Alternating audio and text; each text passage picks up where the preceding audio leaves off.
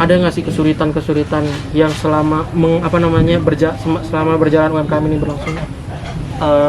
Sebelumnya saya koreksi dulu, jadi mungkin UMKM udah berjalan 20 tahun lebih, cuman kan saya terjun di dalamnya mungkin sekitar udah 7-8 tahun mungkin ya, saya fokus ya. Terus misal berbicara tentang kesulitan,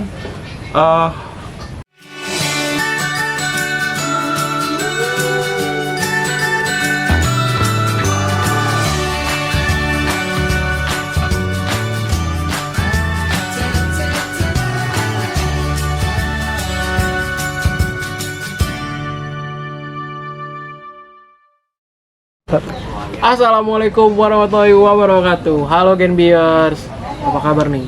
Kali ini kita akan kedatangan tamu yang merupakan salah satu UMKM di bidang makanan.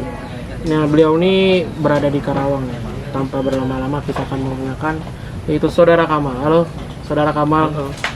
Selamat siang. selamat siang. Kira-kira apa kabar nih? Sehat? Baik, sehat. Kira-kira bisa jelasin nggak sih soal masalah UMKM-nya? UMKM-nya tuh apa, beroperasinya kayak gimana? Kira-kira coba bisa dijelasin nggak? Para Genbiers nih, pasti penasaran nih. Halo Genbiers. Jadi buat permulaan mungkin saya jelasin tentang UMKM saya. UMKM saya itu bergerak di bidang produksi olahan kacang kedelai. Ya, spesifiknya itu tahu. Jadi olahan kedelai dari bahan baku sampai diolah jadi tahu lalu dipasarkan kepada pembeli. Gitu aja. Tapi kalau ngomong-ngomong soal ini kan tadi lu udah jelasin. Kira-kira dari kapan sih usaha ini ada nih kira-kira?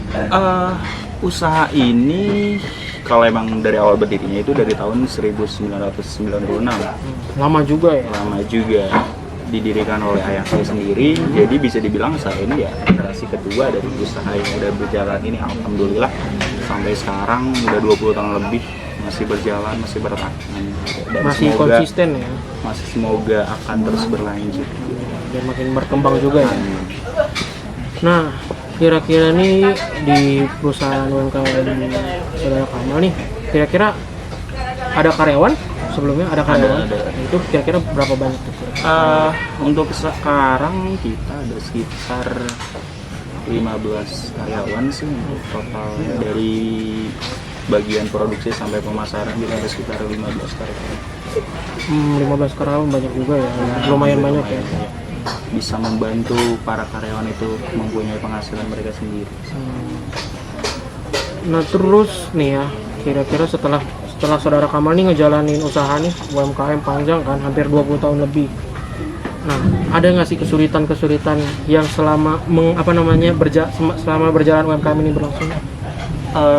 Sebelumnya saya koreksi dulu, jadi mungkin UMKM udah berjalan 20 tahun lebih, cuman kan saya terjun di dalamnya mungkin sekitar udah 7-8 tahun mungkin ya, saya fokus ya. Terus misal berbicara tentang kesulitan,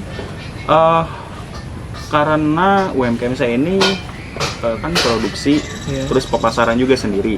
Mungkin kesulitannya di faktor produksi sih, karena kan UMKM saya bisa dibilang produksinya masih konvensional gitu.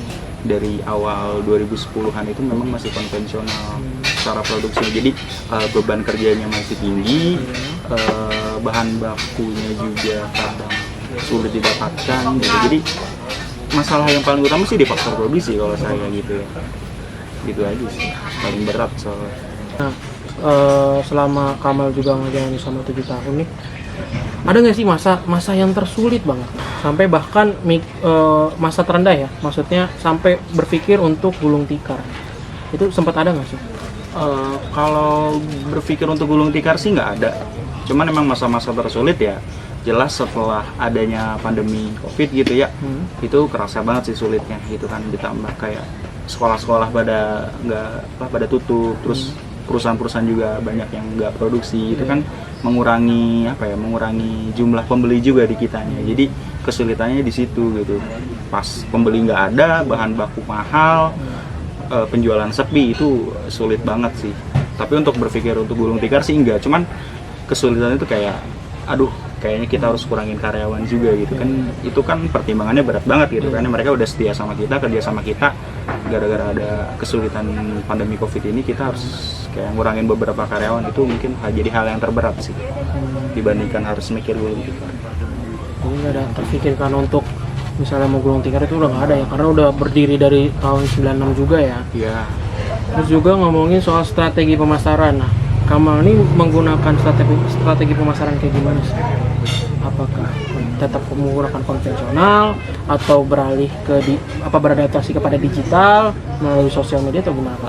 Untuk pemasaran sendiri dari awal memang produksi kita konvensional, juga pemasarannya konvensional gitu, jual di pasar tradisional atau dijual keliling oleh pedagang-pedagang kecil pakai sepeda motor gitu kan.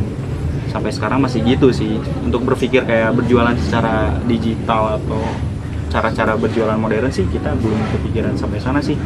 Karena juga memang sampai sekarang proses produksi juga masih konvensional gitu. Berarti belum ada ya? Belum. Nah, terus setelah ini kan pandemi ya, pasti setelah pandemi ada endemi ya.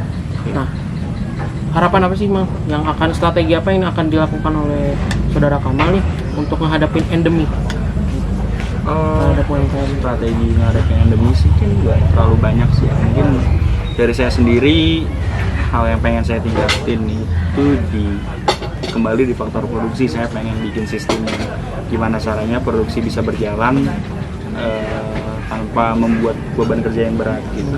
Untuk di hal pemasaran mungkin saya pengen nyoba kayak gimana sih kita bisa masarin ke pasar-pasar yang lebih luas gitu. Mungkin nanti akan nyoba kayak coba pemasaran di di media-media berbasis digital gitu, kayak media sosial atau yang lain gitu. Jadi saya bisa menjangkau pasar yang lebih luas gitu dari yang sekarang.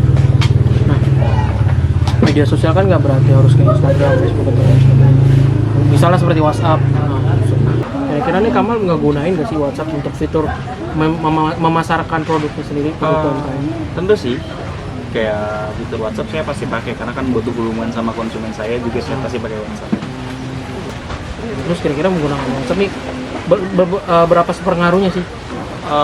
Pasti berpengaruh banget ya, kayak saya berhubungan sama konsumen kayak hari ini mau pesan berapa, terus mau minta diantar jam berapa, saya pasti gunain WhatsApp. Jadi berguna banget sih. Ini sangat impactnya gede ya? Gede lah untuk pemasaran juga. Nah, kira-kira ada kesan dan pesan nggak sih Mal buat para Genbiers nih yang lagi buka UMKM atau lagi menjalankan UMKM tapi lagi stuck gitu, lagi mau nyoba gimana cara yang lanjutin UMKM gitu? Mungkin pesan saya buat sobat-sobat Genbi yang pengen nyoba atau lagi buka UMKM tapi masih belum ada perkembangan, mungkin pesan saya satu, jangan nyerah. Semua pasti ada kesulitan. Apa yang kalian buka pertama kali pasti akan sulit, pasti nggak akan berjalan sesuai apa yang kalian inginkan. Cuman kalian harus bertahan di situ gitu.